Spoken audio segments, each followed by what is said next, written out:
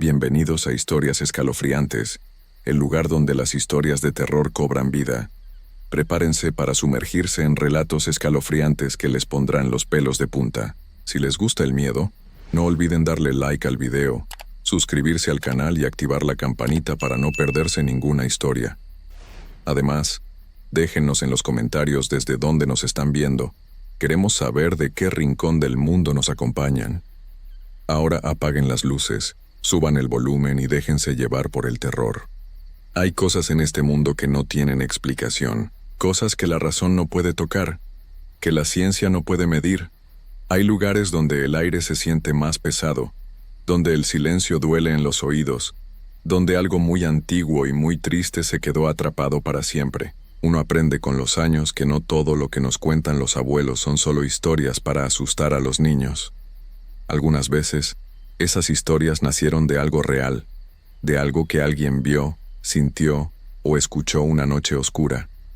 Y cuando muchas personas, durante muchos años, cuentan lo mismo, uno no puede más que preguntarse si tal vez, solo tal vez, algo de verdad hay en todo eso. Esta es una de esas historias. Jerez es un pueblo tranquilo en Zacatecas, de esos pueblos donde todos se conocen, donde las calles empedradas guardan cientos de años de historia y donde las iglesias antiguas se alzan sobre las plazas como guardianes del tiempo. Es un lugar bonito, lleno de tradición, de música y de gente amable. Pero como en todos los pueblos viejos, Jerez también tiene sus secretos.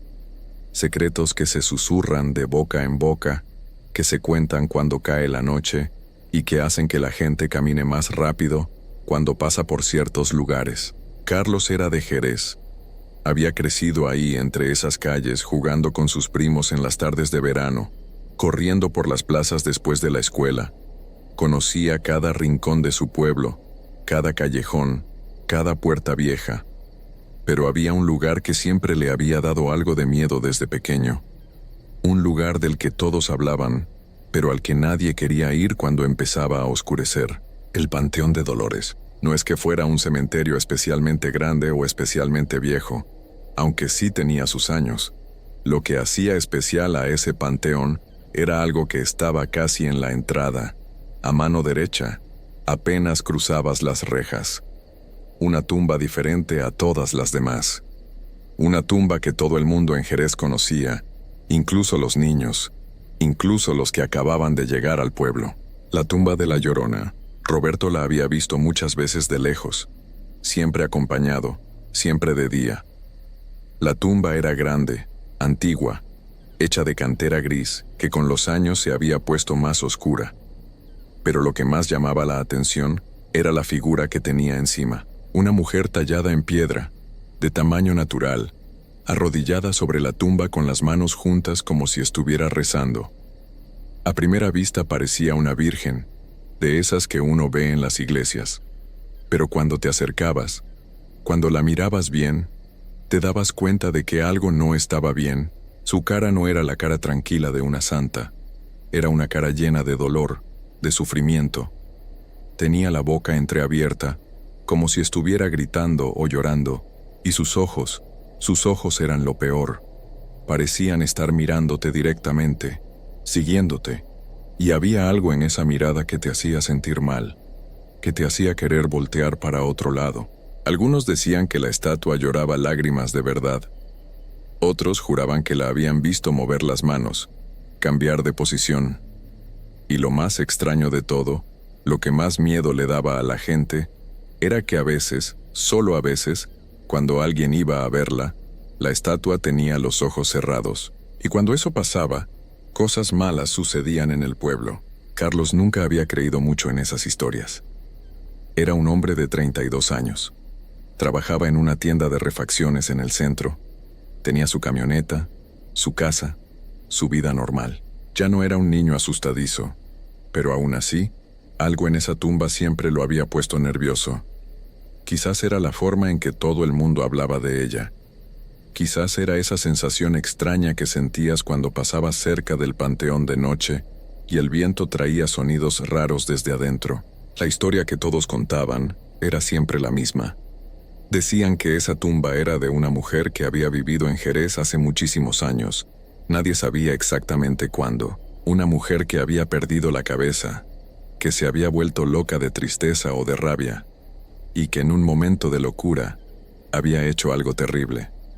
Algo tan terrible que su alma no había podido descansar, que se había quedado atrapada, vagando por el pueblo, buscando, llorando, arrastrando cadenas por las calles oscuras. La gente decía que desde 1850 se escuchaban sus lamentos, que de noche, cuando todo estaba en silencio, se oía el grito. Ese grito que todos conocían, que había pasado de generación en generación, el grito de una madre desesperada, de una madre que había perdido lo más importante. Pero según contaban, ella no los había perdido. Ella misma se los había quitado. En un momento de oscuridad total, de locura, había hecho lo impensable.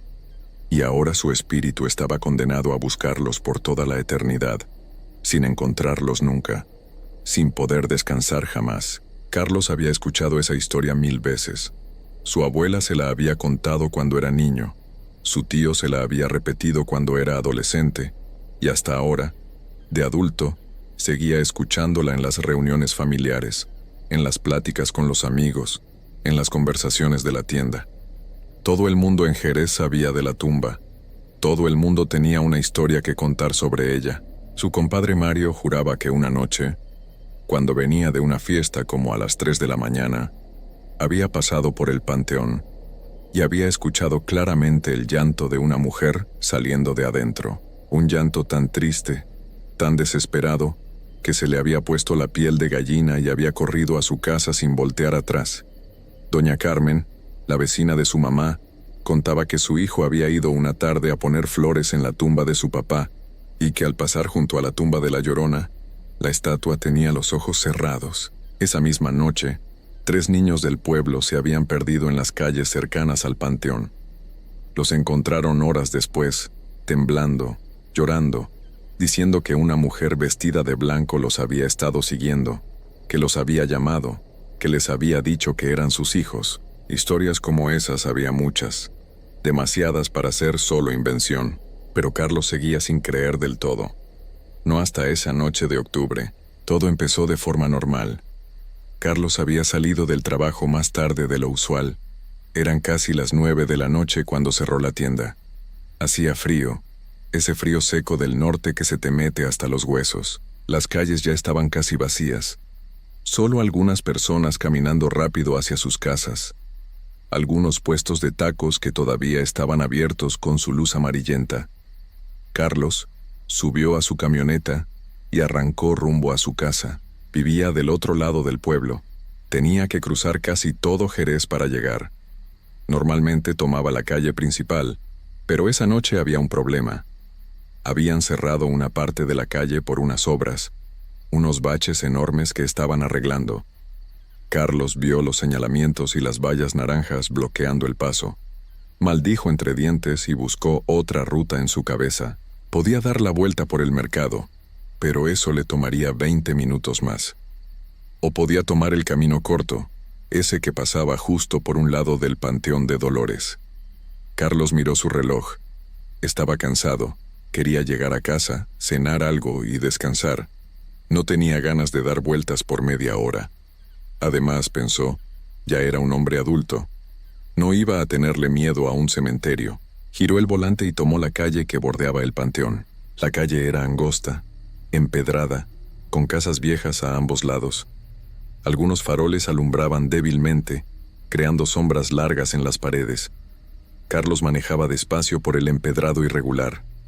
A su derecha, detrás de una barda alta de cantera, estaba el panteón. Podía ver las puntas de algunos árboles y las cruces más altas sobresaliendo por encima de la pared. Todo estaba en silencio. Un silencio extraño, pesado, como si hasta los grillos hubieran decidido callarse en ese lugar. Carlos aceleró un poco, queriendo pasar rápido por ahí. Pero entonces su camioneta empezó a hacer un ruido raro, un golpeteo metálico que venía de alguna parte del motor. Carlos frunció el ceño. Qué mala suerte. Justo ahí, justo en ese momento. El ruido se hizo más fuerte y de pronto el motor se apagó completamente. La camioneta se detuvo con un último quejido. Carlos intentó arrancar de nuevo. Giró la llave una vez, 2 veces, 3 veces. Nada. El motor no respondía. Ni siquiera hacía el intento. Estaba completamente muerto. Carlos sintió un nudo en el estómago. Miró alrededor. Estaba justo frente a la entrada del panteón. Podía ver las rejas negras de hierro forjado, cerradas con una cadena gruesa. Y detrás de esas rejas, en la oscuridad, apenas iluminadas por la luz débil de un farol lejano, estaban las tumbas. Respiró hondo. Tranquilo, se dijo a sí mismo. Es solo una coincidencia.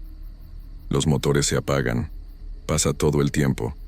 No tiene nada que ver con el lugar. Sacó su celular para llamar a su primo que tenía un taller, pero cuando miró la pantalla, vio que no tenía señal. Ni una sola barra. Eso era raro. Siempre había señal en esa parte del pueblo. Siempre. Carlos guardó el celular y decidió bajar a revisar el motor. Quizás era algo simple. Un cable suelto, cualquier cosa. Abrió la puerta y el aire frío de la noche lo golpeó en la cara. Se bajó de la camioneta y caminó hacia el frente. Todo estaba demasiado quieto. No se oía nada. Ni un perro ladrando, ni un carro a lo lejos, ni siquiera el viento. Solo silencio. Abrió el cofre y se asomó al motor con la linterna de su celular. Todo parecía estar en orden. No veía nada suelto, nada quemado, nada fuera de lugar. Mientras revisaba, sintió algo extraño. Una sensación en la espalda, como si alguien lo estuviera mirando. Como cuando sabes que hay alguien detrás de ti aunque no lo veas. Carlos se enderezó lentamente y volteó hacia el panteón. Las rejas estaban igual que antes, cerradas, oscuras, pero había algo diferente. Carlos entrecerró los ojos tratando de ver mejor en la penumbra, y entonces lo vio. Alguien estaba parado del otro lado de las rejas, una figura blanca, quieta, mirando hacia donde él estaba. El corazón de Carlos empezó a latir más rápido. Probablemente era el cuidador, pensó, o alguien que vivía cerca. Pero algo en la forma en que esa figura estaba parada, completamente inmóvil, le causó un escalofrío.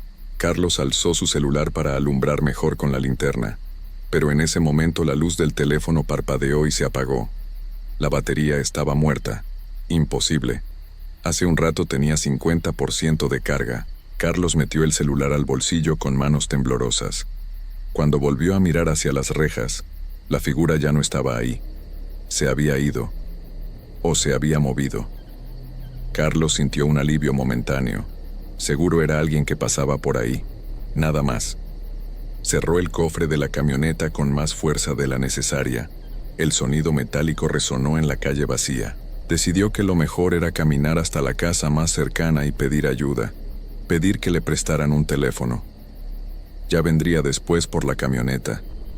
Empezó a caminar por la calle, alejándose del panteón. Pero apenas había dado unos pasos cuando lo escuchó. Un llanto. Era bajo, lejano pero inconfundible. El llanto de una mujer. Venía de adentro del panteón. Carlos se detuvo en seco. Su cuerpo se tensó completamente. El llanto continuaba, subiendo y bajando, un sonido desgarrador, lleno de tristeza y desesperación. Y entonces, mezclado con el llanto, escuchó palabras, una voz que decía algo entre sollozos. La voz sonaba antigua, rasposa, como si viniera de muy lejos o de muy adentro de la tierra. Carlos sintió que las piernas no le respondían. Quería correr, pero no podía moverse. El llanto se hizo más fuerte, más cercano. Y entonces escuchó otro sonido. Un sonido metálico, como cadenas arrastrándose por el suelo de piedra. Las rejas del panteón empezaron a moverse. Lentamente, haciendo un chirrido horrible, se estaban abriendo solas. La cadena que las aseguraba cayó al suelo con un golpe seco. Carlos vio con horror cómo las puertas se abrían de par en par, como si alguien las estuviera empujando desde adentro. Pero no había nadie. Solo oscuridad. Y entonces la vio salir. Una figura de mujer, vestida completamente de blanco con un vestido largo que arrastraba por el suelo. Tenía el pelo negro, largo, suelto, que le cubría parte de la cara. Pero lo que más aterrorizó a Carlos fue que donde deberían estar sus pies había cadenas. Cadenas viejas, oxidadas, que se arrastraban detrás de ella, haciendo ese sonido horrible. La mujer caminaba lentamente hacia él, sin levantar la mirada del suelo. «Ay, mis hijos», repetía entre sollozos, «¿dónde están? Los he perdido, los he perdido». Carlos finalmente pudo moverse. Dio un paso hacia atrás, luego otro. La mujer levantó la cabeza y Carlos vio su cara. Era pálida, demacrada, con los ojos hundidos y oscuros. Pero lo peor eran esos ojos. Lo estaban mirando directamente a él. Y en esa mirada había algo peor que tristeza. Había hambre, había necesidad, había locura. «Tú», susurró la mujer con una voz que sonaba como el viento entre las tumbas. «Tú serás mi hijo». Carlos corrió. Corrió más rápido de lo que había corrido en toda su vida. Escuchaba las cadenas arrastrándose detrás de él, cada vez más cerca. Escuchaba el llanto que ahora se había convertido en un grito que le helaba la sangre. Corría por las calles empedradas, tropezando, casi cayendo, pero sin detenerse. No se atrevía a voltear. No quería ver qué tan cerca estaba esa cosa. Dobló en una esquina y siguió corriendo. Sus pulmones ardían, sus piernas le dolían, pero el miedo era más fuerte. Tenía que llegar a algún lugar con gente, con luz, con vida. El sonido de las cadenas seguía ahí, siempre detrás de él, siempre persiguiéndolo. Y esa voz horrible que seguía llamándolo, que seguía diciendo que él sería su hijo, que ya no lo dejaría ir. Carlos no supo cuánto tiempo corrió. Podían haber sido minutos u horas. Finalmente vio luces adelante. La plaza principal. Había gente.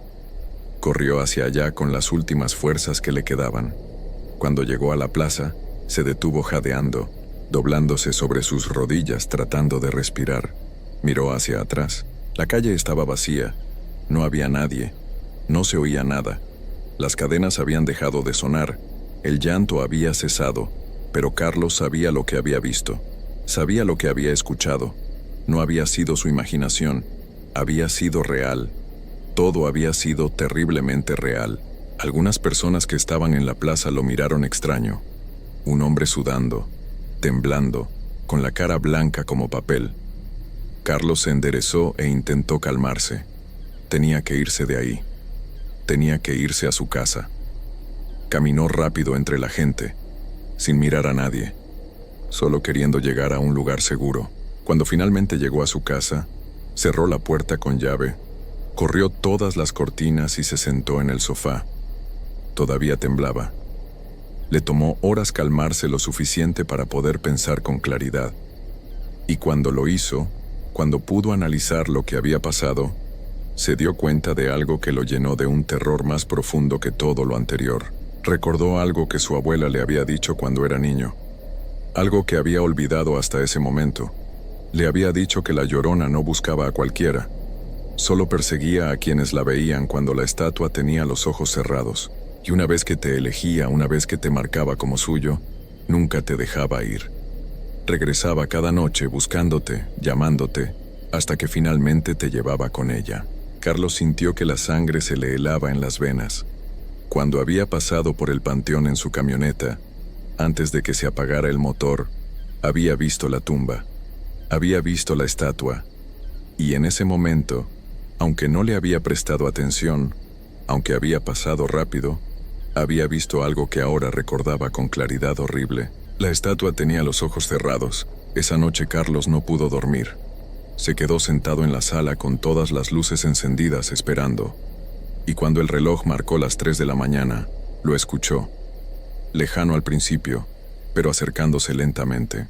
El sonido de cadenas arrastrándose por la calle, el llanto de una mujer, y una voz que lo llamaba por su nombre, que le decía que saliera, que ya era hora de ir con ella, que ya era hora de ser su hijo para siempre.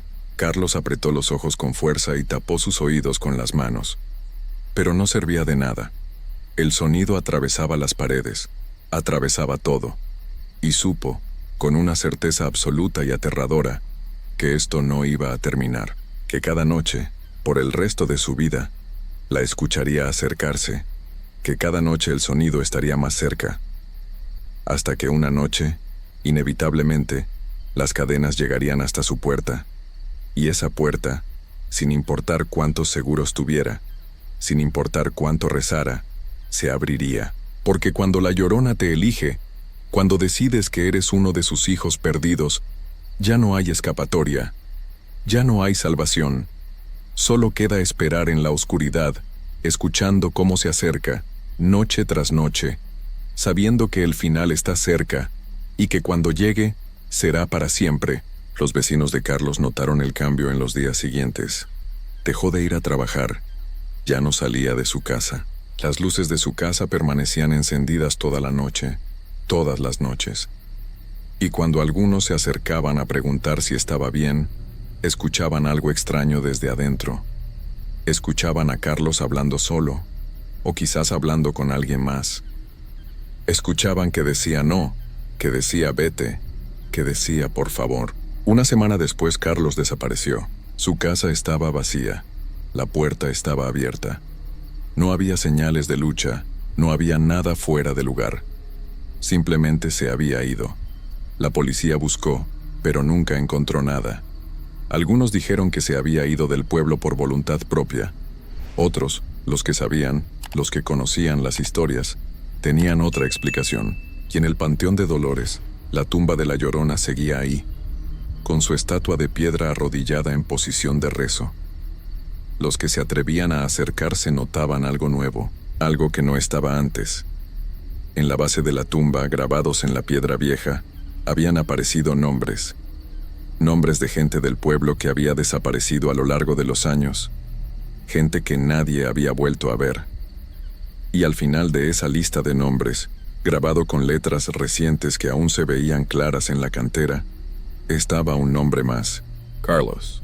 La estatua seguía ahí, con su cara de dolor eterno, y sus ojos terribles de piedra, estaban abiertos de nuevo, abiertos y mirando, esperando, buscando a la siguiente persona que pasara cuando volvieran a cerrarse, porque la historia no termina, nunca termina. La Llorona sigue ahí, atrapada entre la vida y la muerte, buscando, llamando, llevándose a aquellos que tienen la mala fortuna de cruzarse en su camino. Y en las noches de Jerez, cuando todo está en silencio, cuando el viento sopla frío entre las calles empedradas, todavía se puede escuchar ese llanto lejano, ese grito desesperado, y el sonido de cadenas arrastrándose en la oscuridad. ¡Ay, mis hijos! ¿Dónde están mis hijos? Y la próxima vez que alguien pase por el Panteón de Dolores y vea esa tumba y mire a esa estatua, tal vez note algo extraño. Tal vez note que los ojos de piedra están cerrados. Y si eso pasa, si tiene esa mala suerte, será mejor que corra rápido y que no mire atrás. Porque una vez que la Llorona te ve, una vez que te elige, ya no hay forma de escapar. Solo queda el llanto, las cadenas y la oscuridad eterna de una tumba que nunca te dejará ir. Continuamos. Hay lugares en este mundo que parecen existir fuera del tiempo, sitios donde el pasado se niega a morir y donde las sombras guardan secretos que nadie debería conocer. Durante años, escuché historias sobre la vieja hacienda San Miguel, allá en los límites de Zacatecas, cerca de donde el desierto se encuentra con las montañas. La gente del pueblo más cercano, un lugar pequeño llamado Villa de Cos, evitaba mencionar ese sitio. Cuando alguien preguntaba por la hacienda, los viejos desviaban la mirada y cambiaban de tema. Eso solo hizo que mi curiosidad creciera más. Me llamo Daniel. Tengo 32 años y toda mi vida he vivido en la ciudad de Zacatecas. Siempre me han atraído los lugares abandonados, esas construcciones que alguna vez estuvieron llenas de vida y ahora solo son cascarones vacíos. En el verano del 2006 decidí que era momento de visitar la hacienda San Miguel. No le dije a nadie a dónde iba. Ahora me arrepiento de eso. El viaje fue más largo de lo que esperaba. Salí temprano por la mañana, pero las carreteras secundarias de Zacatecas son un laberinto de caminos de tierra y desviaciones sin señalar. Pasé por poblados tan pequeños que apenas tenían nombre, lugares donde las casas de adobe se confundían con el color de la tierra. La gente me miraba pasar con expresiones que no supe interpretar. Algunos simplemente negaban con la cabeza cuando mi camioneta levantaba polvo frente a sus puertas. Llegué a la hacienda cuando el sol comenzaba su descenso. La luz del atardecer en Zacatecas tiene algo especial. Es dorada y rojiza al mismo tiempo, como si el cielo entero se estuviera incendiando lentamente. Esa luz bañaba las ruinas de la hacienda San Miguel, haciendo que las piedras parecieran brillar con un resplandor enfermizo. Me detuve a unos 50 metros de la entrada principal, sintiendo por primera vez algo parecido al miedo. La hacienda era más grande de lo que imaginaba. La fachada principal se extendía hacia ambos lados, con ventanas vacías que parecían ojos ciegos observando el horizonte. Las paredes de piedra y adobe mostraban grietas profundas, como cicatrices en una piel antigua. El techo había colapsado en varias secciones, dejando ver las vigas de madera podrida. Un portón de hierro marcaba la entrada, colgando apenas de sus bisagras oxidadas. El metal gemía suavemente con la brisa, produciendo un sonido que me puso la piel de gallina. Bajé de mi camioneta y caminé hacia el portón. Con cada paso, sentía como si estuviera cruzando una línea invisible. El aire cambió cuando atravesé la entrada. La temperatura bajó de forma notoria, como si hubiera entrado a una cueva. El viento que había estado soplando afuera simplemente dejó de existir. Todo quedó en silencio. El patio principal era enorme. La maleza había tomado todo, con plantas espinosas y arbustos secos creciendo entre las piedras del suelo. En el centro había una fuente circular, completamente seca. Me acerqué y miré hacia adentro. El fondo estaba cubierto de hojas muertas, y algo más oscuro que no quise examinar de cerca. La casa principal estaba justo frente a mí. La puerta de entrada no existía ya, solo quedaba un marco de madera carcomida. Saqué mi linterna aunque todavía había luz afuera. Algo me decía que la iba a necesitar. El interior era peor de lo que esperaba. El aire estaba tan cargado de polvo que tuve que cubrirme la boca con la camisa. Mis pasos resonaban en el silencio de una forma que no me gustaba. Era como si la casa estuviera amplificando cada sonido que hacía. La primera habitación parecía haber sido una sala de recibimiento. Había muebles cubiertos con sábanas grises. Varias lámparas de aceite colgaban del techo, balanceándose suavemente, aunque no había corriente de aire. Los espejos en las paredes estaban tan empañados que apenas podía ver mi reflejo. Caminé lentamente por el pasillo central.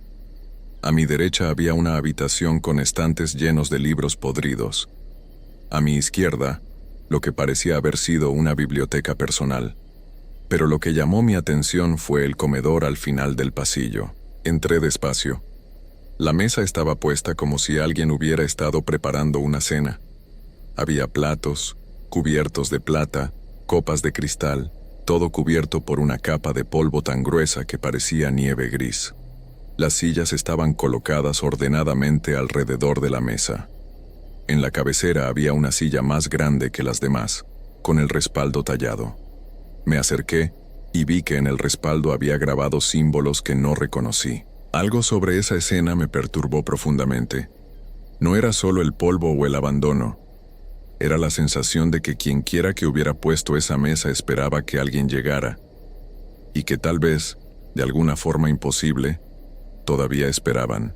Decidí subir al segundo piso. Las escaleras crujían bajo mi peso y tuve que agarrarme del barandal, que se movía peligrosamente. Con cada escalón que subía, la sensación de ser observado se hacía más fuerte. Me detuve a mitad de camino y miré hacia atrás.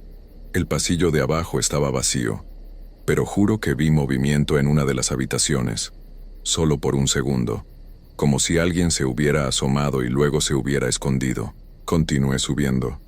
El segundo piso era un pasillo largo con puertas a ambos lados. Todas estaban cerradas excepto una al final. Esa puerta estaba entreabierta, y de ella salía un olor que hizo que se me revolviera el estómago. Era un olor metálico, dulzón, como cobre oxidado o hierro viejo, como sangre que ha estado expuesta al aire durante mucho tiempo. Me forcé a caminar hacia esa puerta. No sé por qué. Cualquier persona sensata habría dado media vuelta.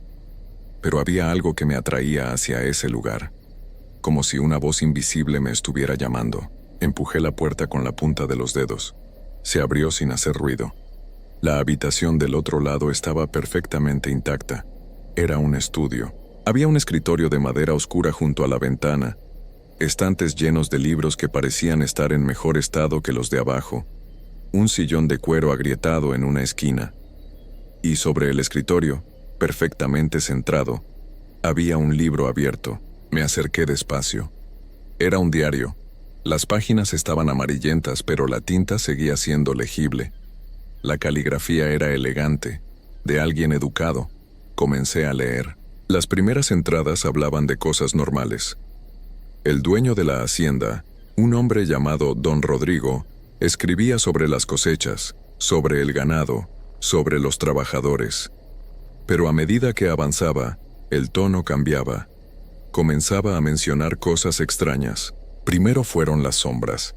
Escribía que veía sombras moviéndose en los espejos, sombras que no se correspondían con ninguna persona real. Luego empezó a escuchar voces, voces que lo llamaban por su nombre en medio de la noche, voces de mujer, principalmente, voces que venían de los pasillos vacíos. Seguí leyendo, completamente absorto.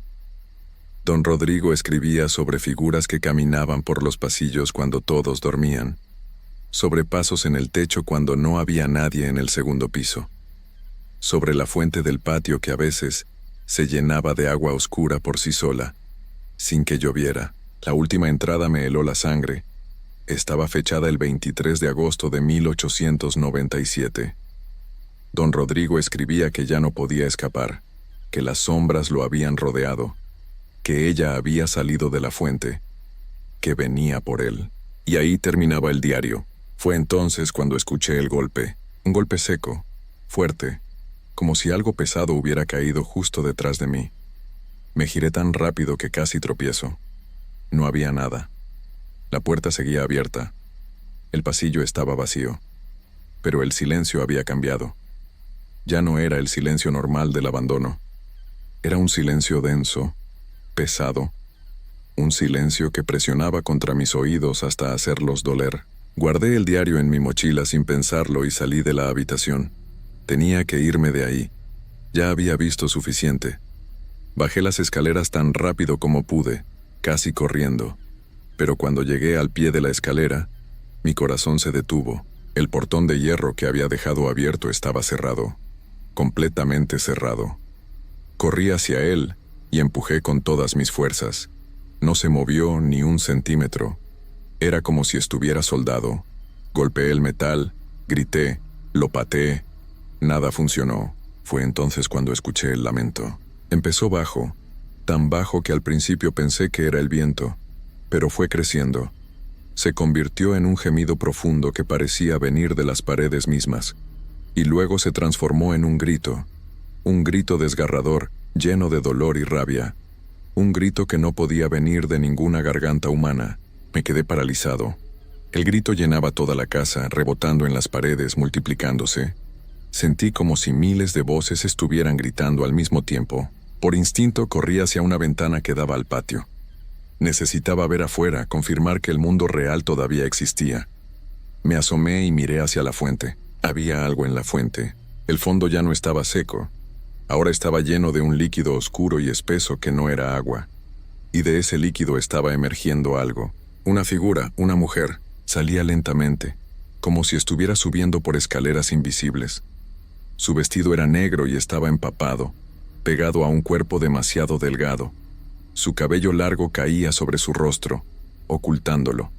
Pero no necesitaba ver su cara para saber que no debía estar ahí, que no debía existir. Se movía de forma antinatural. Flotaba más que caminaba. Sus brazos colgaban a los lados con los dedos demasiado largos, demasiado pálidos. Los gritos continuaban. Ahora me di cuenta de que venían de ella, de esa cosa que había salido de la fuente. Retrocedí de la ventana y corrí escaleras arriba. No sé por qué subí en lugar de buscar otra salida. El pánico había tomado control de mi cuerpo. Solo sabía que necesitaba alejarme de esa cosa. Cuando llegué al segundo piso, Algo había cambiado. Las ventanas que daban al exterior estaban cubiertas con tablones de madera, tablones que no habían estado ahí antes. Me acerqué a una y tiré de las tablas. Estaban clavadas desde afuera. Eso era imposible. Me giré hacia el pasillo. Las puertas que antes estaban cerradas ahora estaban abiertas. Todas ellas. Y de una de las habitaciones comenzó a salir algo. No puedo describirlo con exactitud porque mi mente se niega a recordarlo con claridad. Era una sombra, pero más densa que cualquier sombra normal.